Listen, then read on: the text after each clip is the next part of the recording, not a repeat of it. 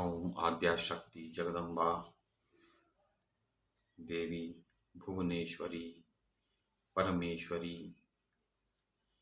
पूर्ण प्रकृति महामाया योग माया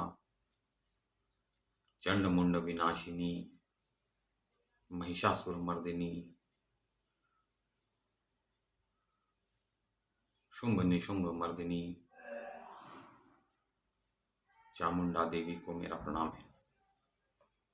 तो हम पढ़ रहे हैं कि शुंभ और निशुंभ दो भाई हैं, जिसमें शुंभ बड़ा है और निशुंभ ने उसको ये सलाह दी कि अभी पहले चंड और मुंड को लड़ने के लिए भेजो, हम लोग बाद में उस देवी से युद्ध करेंगे जो कि हिमालय पर्वत से आकर और एक सिंह पर सवार है और जिसने ये शर्त रखी है कि जो मुझे युद्ध में हराएगा उसके साथ मैं विवाह करूंगी।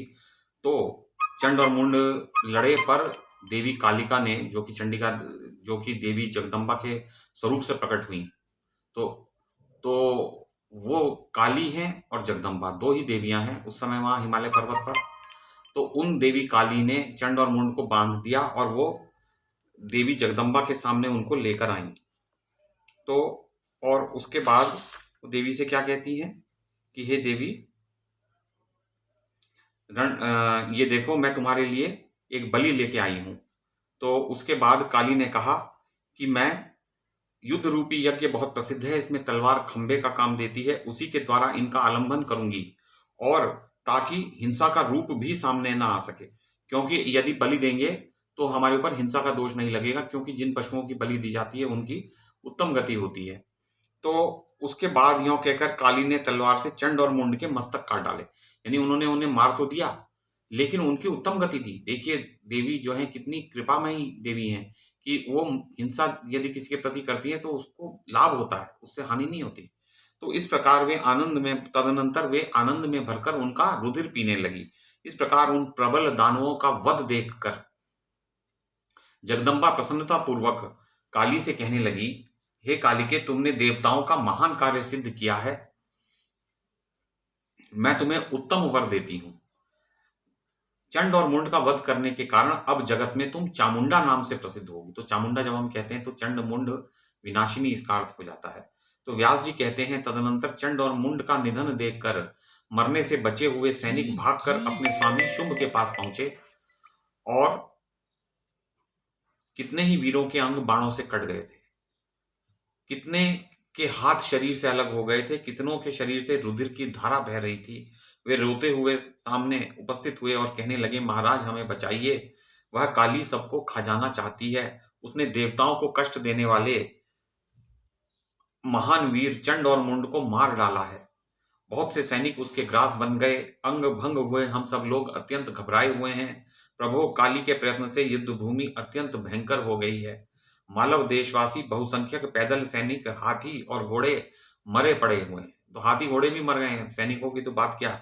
रुधिर, मांस और मज्जा की एक कृत्रिम नदी बह चली है। सोचिए, केवल एक काली ने युद्ध करके सबको की लाशें बिछा दी। अभी तो जगदम्बा ने युद्ध कहाँ किया, बहुत कम किया है। तो यही दो देवियां हैं जो रणभूमि में हैं और उनके सामने ये इतने लाखों योद्धा, सहस्त्रों लाखों योद्धा जो हैं वो सामने आ रहे हैं और वो मर रहे हैं। कटे केश उसमें सेवार, उस नदी में सेवार के समान जान पड़ते हैं। तो रथ की नदी बह गई, रथों के टूटे हुए चक्के भंवर हैं, बिना बाहु के धड़ मछली और कटे मस्तक तुम्बी फल के समान जान पड़ते हैं। उसे देखकर कातर हृदय वाले कांप उठते हैं, साथ ही शूरवीरों के हृदय में उत्साह भर जाता है। महाराज, अब आप कुल की रक्षा के लिए शीघ्र ही पाताल में पधारने की कृपा करें। बोले, महाराज अब आप युद्ध छोड़िए और पाताल को चले जाइए, जैसा देवी ने कहा है वैसा कीजिए, और अन्यथा रोष में भरी हुई वह कालिका हम लोगों का संहार न कर डाले। धनुजेश्वर सिंह भी युद्ध भूमि में खड़ा होकर दानवों को निगले जा रहा है। वैसे ही काली के अनेकों बाण वीरों के प्राण हर रहे हैं।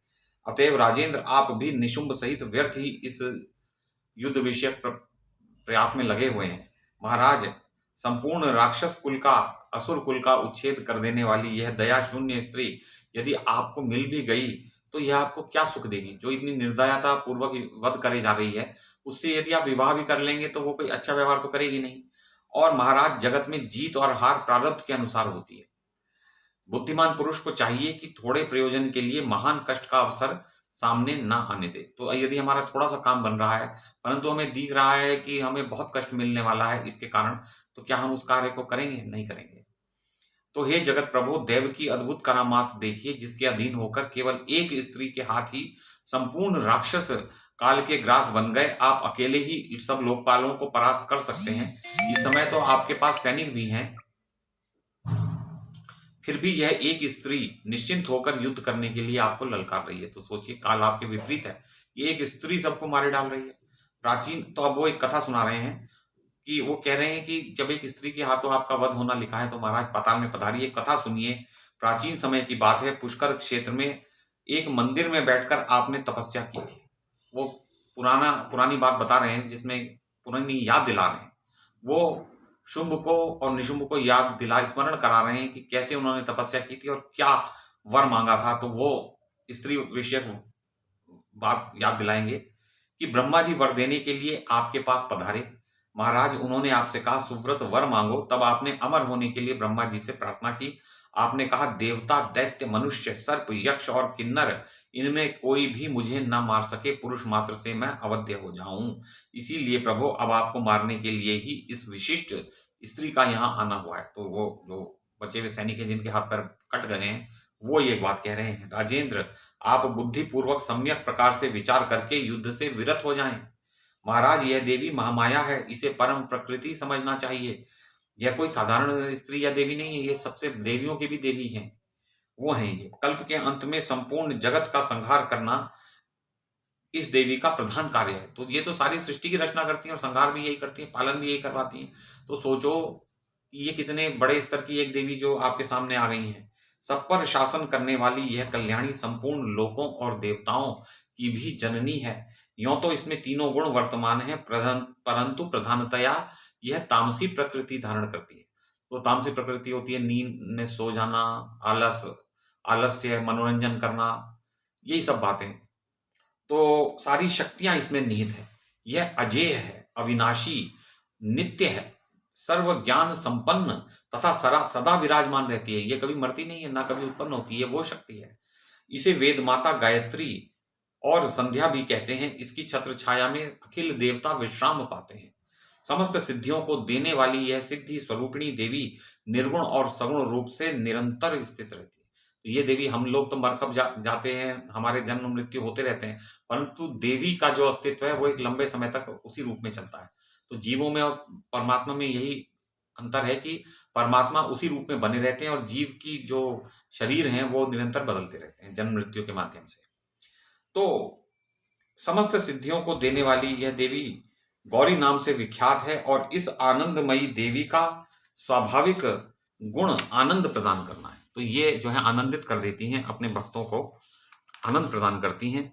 इनकी कृपा से देवता सदा अभय रहते हैं। तो हे महाराज, यह जानकर आप इस देवी से वैर मत कीजिए। राजेंद्र, आप इसकी शरण में चले जाएंगे तभी आपकी रक्षा संभव है। इसके आज्ञाकारी बनकर आप अपने कुल के जीवन रक्षक बन जाइए। मरने से बचे हुए जो दैत्य हैं उन बेचारों की आयु तो खतरे में ना पड़े, उनका मरण तो ना हो जाए। तो व्यास जी कहते हैं, देवसेना को कुचल डालने वाले शुंभ ने दानवों की उपर्युक्त बात सुनकर अपना वक्तव्य प्रारंभ किया। उसकी प्रत्येक बात प्रधान वीरों की सी थी। तो शुंभ ने कहा, मूर्खों, तुम्हारे शरीर छिद गए हैं, अतः तुम लोग भले ही उस स्त्री का सम्मान किया करो, क्योंकि तुम्हें जीने की इच्छा शेष है। इसीलिए तुम युद्ध भूमि से भागकर पाताल में जा सकते हो। तुम्हें जाना है, तुम चले जाओ। और विजय के संबंध में मुझे कोई चिंता नहीं है, क्योंकि सारा जगत प्रारब्ध के शासन सूत्र में बंधा है। जो होना है वही होना है। हमारी भांति ब्रह्मा आदि देवता भी दैव के अधीन है। मूर्खों, फिर मेरे लिए ही क्या चिंता है? जो होनी है वह तो टल नहीं सकती। जैसी भवितव्यता होती है उसी प्रकार का उद्यम भी आरंभ हो जाता है।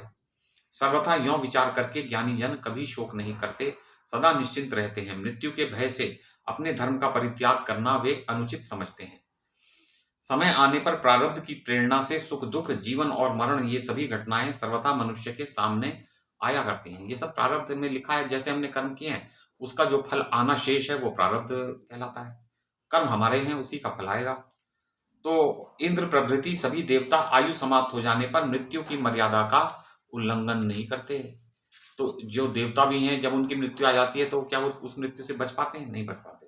इसी प्रकार मेरे ऊपर भी काल का शासन अमिट है। संहार होगा अथवा विजय, इसकी मुझे कुछ भी परवाह नहीं। अतएव युद्ध के लिए इस अबला के ललकारने पर मैं भाग कर सैकड़ों वर्ष जीने की आशा क्यों करूं? मुझे कोई जीने की इच्छा भी नहीं है। अब मैं अवश्य युद्ध करूंगा, जो होनी है सो हुआ करे। जीत अथवा हार हार जो भी परिस्थिति सामने आएगी मुझे स्वीकार है।